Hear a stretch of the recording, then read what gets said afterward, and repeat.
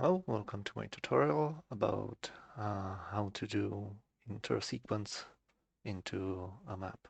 So after the release of Convoy for the push game mode, which contains the introduction sequence that guides the player through the map, I've been contacted by several people and they wanted me to share how to do the technique. So this tutorial should hopefully cover it in its entirety.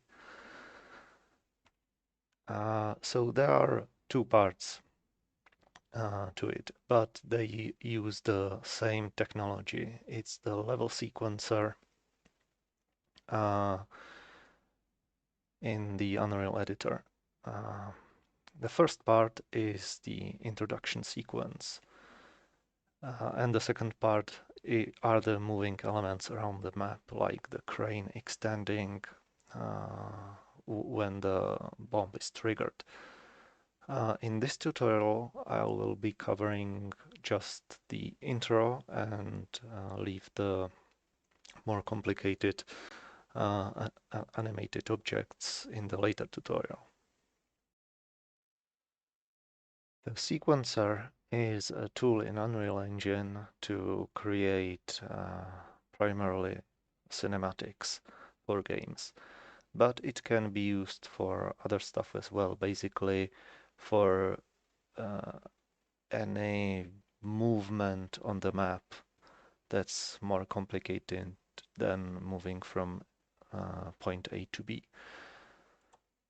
I will just show the UI here.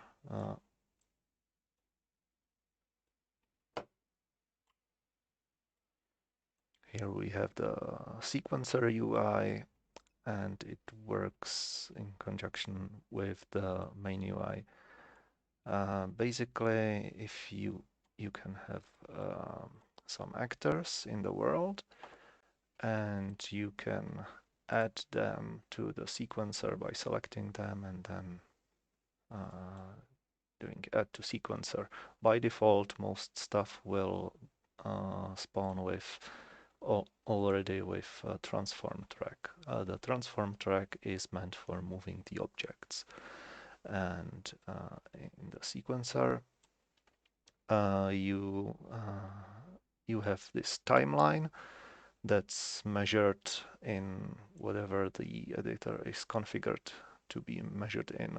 Right now, these are frames, and that's not very convenient. So let's change that to editor preferences, and if we go to sequence editor, we want to see it in seconds and not in frames, because frames are harder to understand.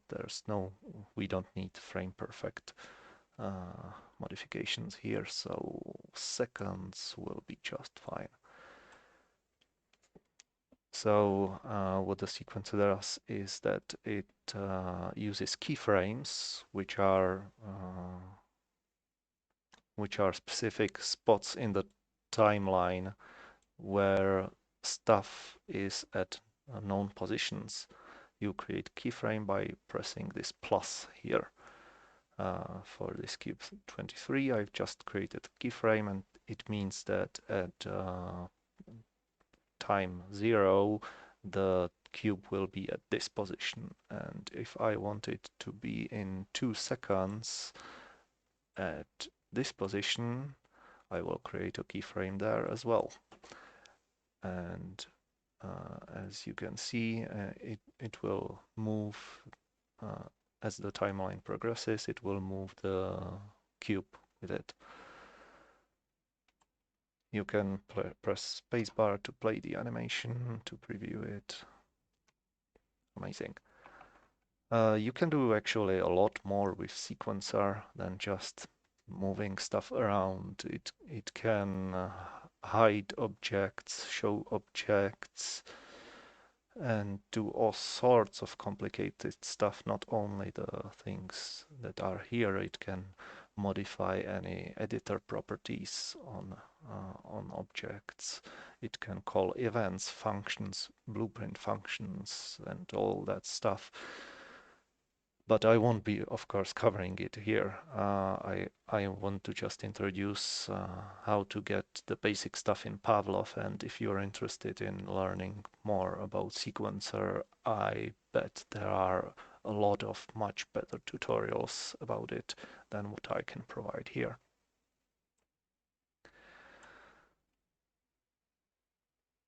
All right, so that's the sequencer. Let's close that. And if you save it through this button, it will produce a helpful preview of that camera position, so you can quickly see which sequence is which sequence is which. So now, how does the sequencer help us create an intro cinematic for a Pavlov map? That's going to be slightly more complicated than moving a cube. So for that purpose, actually, before we dig into that, I would like to point out that the way I am doing it is definitely not the only way of doing it. There are probably even better ways of doing it, and you are free to invent your own way of creating the intro cinematic. But I will be covering the way that I came up with during the development of Convoy and try to point out what I already tried before and didn't work, for instance. So to create the cinematic, you will need a camera, and the sequencer is meant for sequencer is meant to be used in flat screen games, on the regular ones that project on the monitor. But it just happens that it works for VR as well, only not as nicely as you'd want it to. For that purpose, we need this weird cameraman actor, which is composed of a regular empty actor to which we will attach the rest, and we will use this one to move the cameras about. Then it consists of a camera that's attached directly to the actor. So we will attach this camera actor to the cameraman actor, and important thing, reset its location to 0, so it's attached right to the actor itself. Why are we doing this? Because we will need multiple things attached together to move around as a single camera apparatus. And for some reason, the camera itself, and you can't attach stuff to camera. I don't know why, but that's how it is.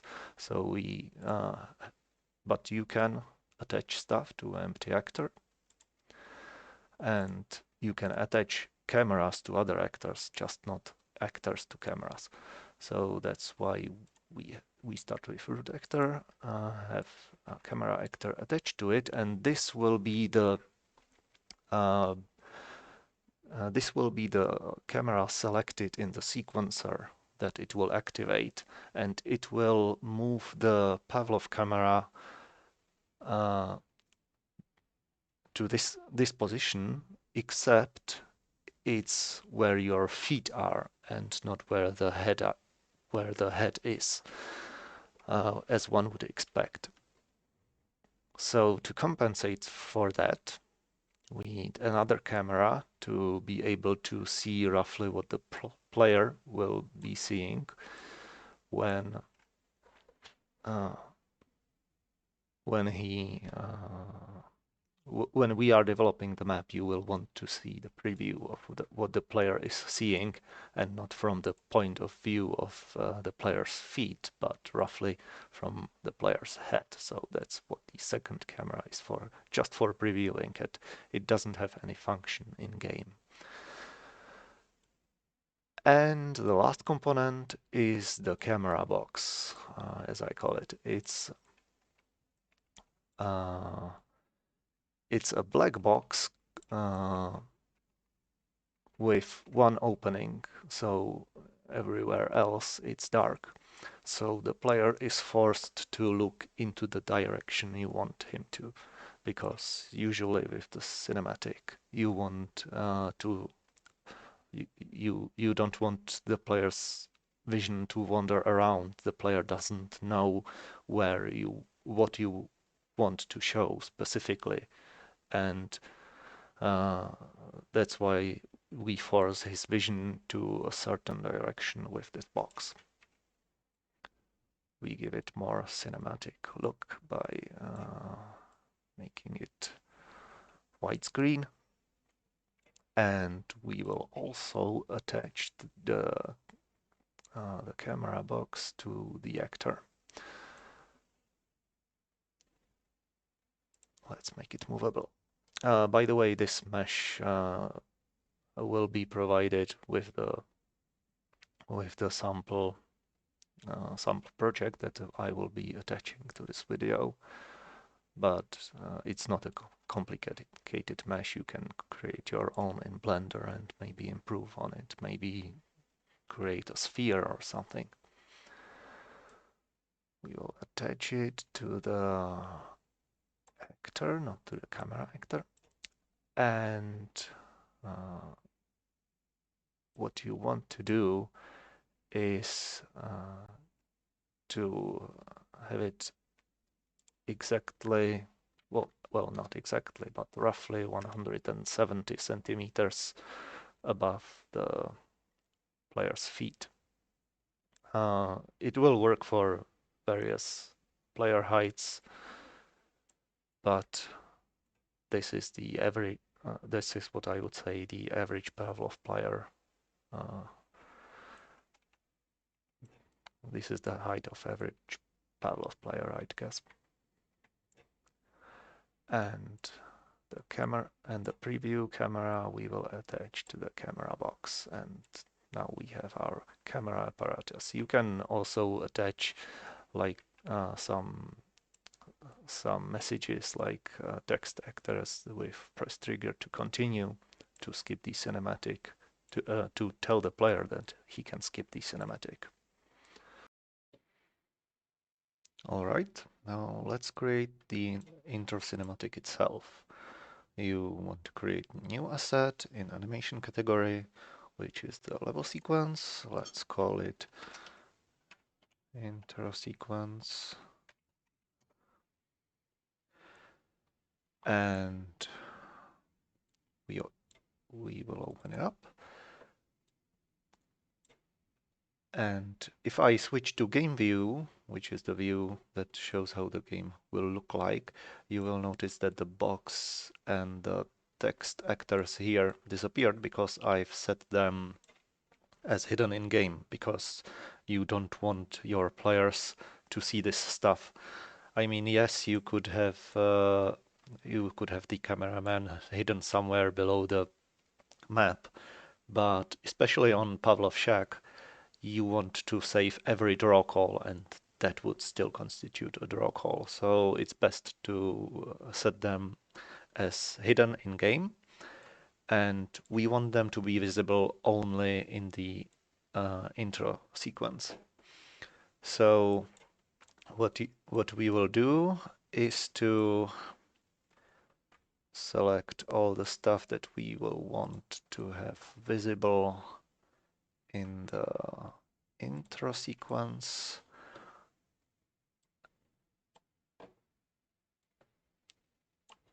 And in the sequencer, we will add these to the sequencer.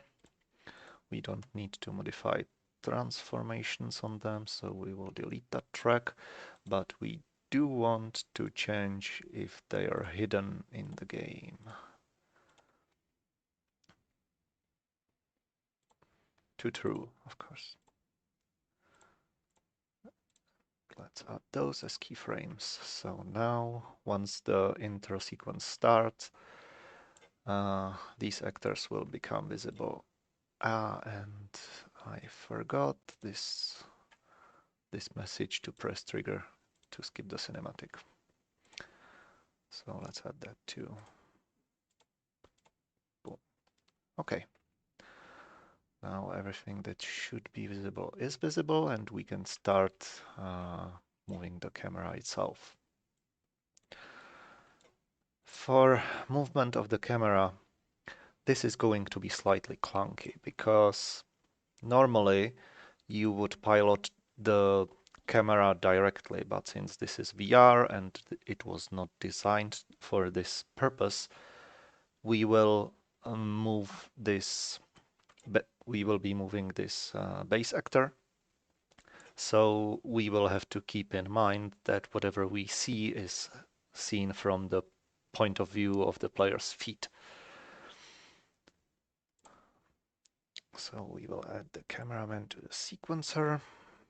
And we also don't care about the rotations at this point because first we will record the path that the camera will take and the angle where the camera where we want the player to look, we will record that separately.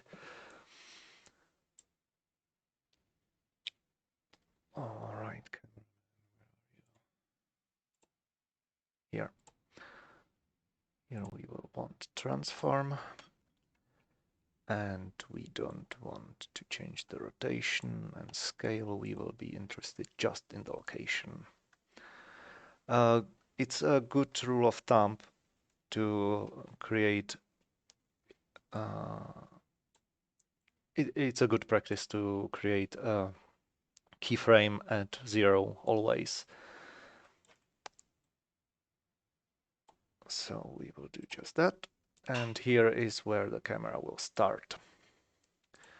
And since we want to do this more easily, we will pilot the cameraman. So now the actor is moving with our view of the camera.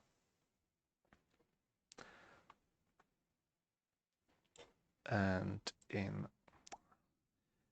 let's say that in 2 seconds we want it to leave the tunnel. In 4 seconds we want it to reach the first objective. I do keep forgetting moving the timeline first, that's why it always returns me back. Right, slightly lower.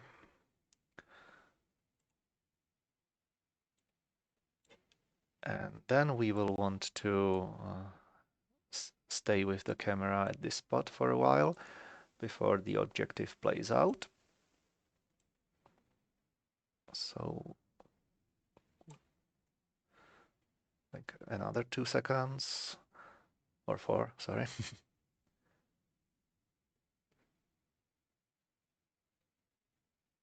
Okay. And we can actually play the objective by dragging its sequence into this sequence, and it will play it inside here. So once the camera arrives here, the door will drop. Actually 2 seconds again is sufficient. And then we can move on. So in 8 seconds, we will be somewhere the middle of the tunnel.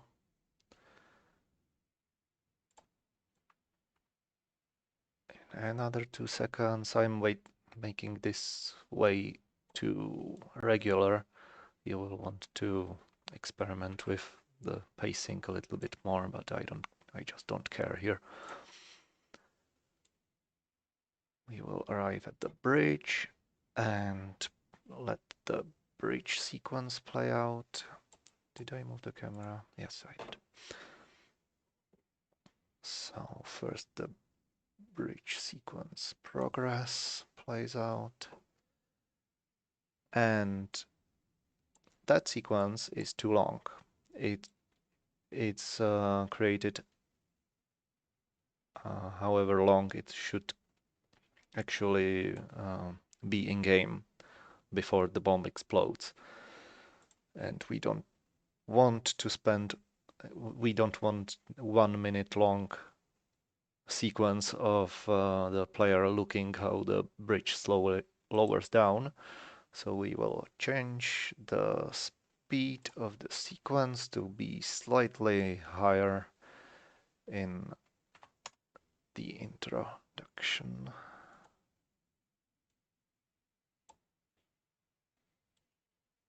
And then the end, like 3 times faster. So here it will lower the bridge. The bridge will unfold. All right. And we can show the last objective. We can show the last objective.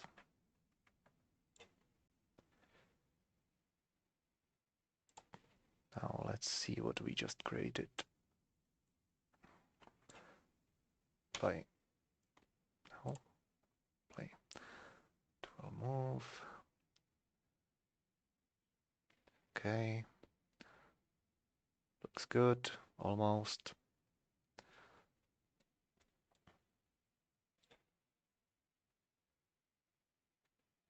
Cool. Now the rotation. Now let's rewind.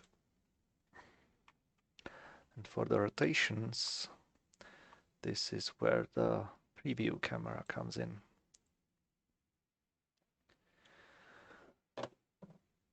We will want now to record where the camera should look instead of where the camera should be, which was what we've done previously. So we will be doing that by rotating the camera box.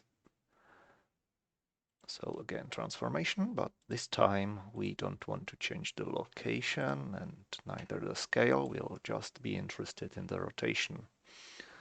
And right from the start, we can see that it's rotated incorrectly. We want it to face forward. I will pin this camera view so that we can see where the actor is looking. So we will be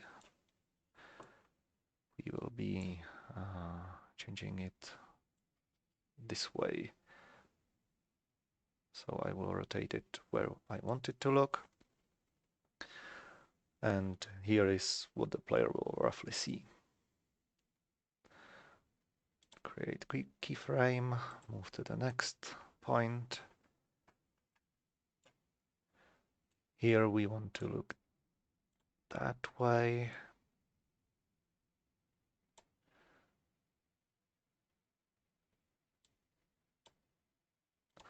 Those keyframes don't really need to be exactly where the position keyframes are. It's entirely up to you. It's just simpler for me here and faster.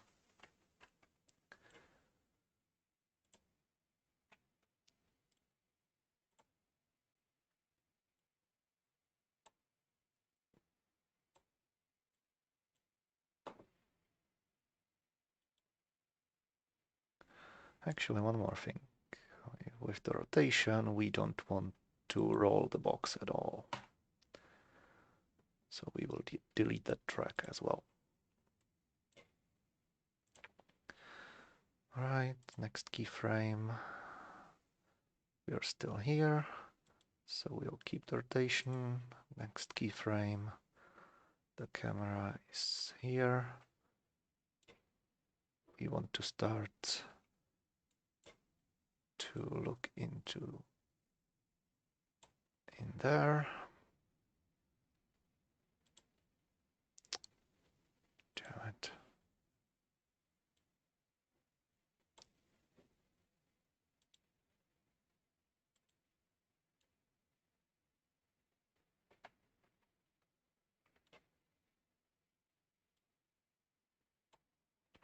Wrong actor.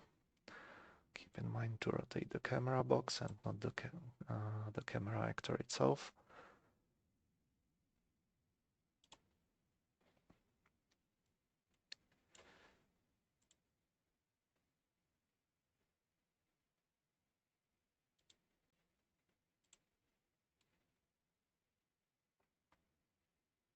Yeah, that's good. All right, now we have our intro sequence. And we will check how it looks, this time through the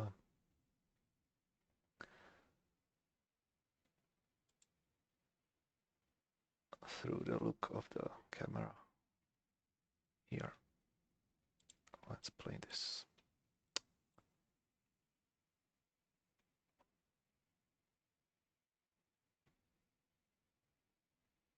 Tunnel gets destroyed. Yeah, it's clipping through the geometry. I'm not going to fix that here. You will want to fix that in your project. And it arrives at the end. Looks good. Save the sequence. Once you close it, everything will reset.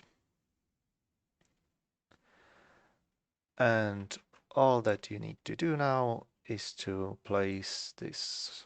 You need to play it at the start.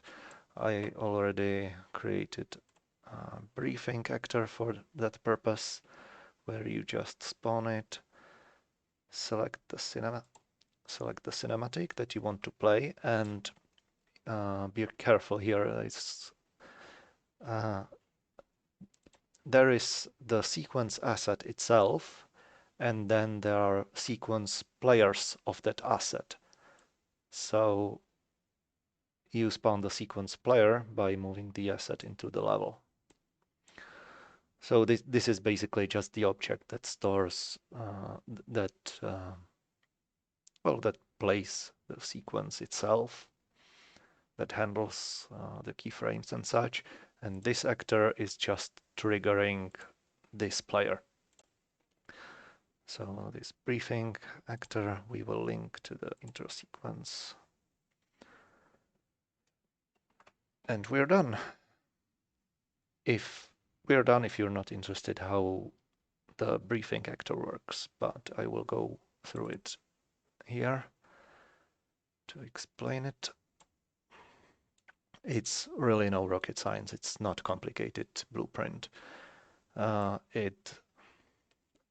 the beginning, it waits 2 seconds and then plays the sequence. But what we want to do is to make the sequence skippable with the trigger. So we will enable input, and we will want to disable the input once the sequence finishes. So that's why we bind the event to run when the sequence finishes. Because even if the player didn't use the trigger, you don't want this this object to consume the input events. Otherwise, the player wouldn't be able to shoot. So when it finishes, it stops the sequence and disables input. Pretty straightforward. And you want to do the same, basically, whenever the player presses the trigger or whatever other buttons you want. But I found that just the trigger is good enough. You don't want the player to accidentally skip the sequence. It gets frustrating when you have especially when you have a longer one. The player might accidentally click something, and you don't want all your buttons to skip the sequence, just specific ones that you telegraph about. Yeah, and that's it for the level sequence. If we play it, you see that it happens. And oh wow, yeah. So I forgot a very important step here. That's why when we pressed play, we are not part of the sequence. You need to activate the camera because this will just move the actors around, but it won't transfer the player's camera to this camera that we want. So select the camera, add to sequencer, VR camera, and now it's there. Sorry, I almost forgot about that detail. Save, and let's test it. Why did I do that? I was piloting the camera. We will need to reset its location and rotation. Yeah, now when it starts, it will actually perform the sequence correctly. All right, so that should be it. And in the next part, we will be looking at how to create the objective sequences and which is quite simple now that you know how to create sequences, but we will look into how to make them replicate correctly and to reset correctly at the end of the round and all the other fun stuff you need for replication.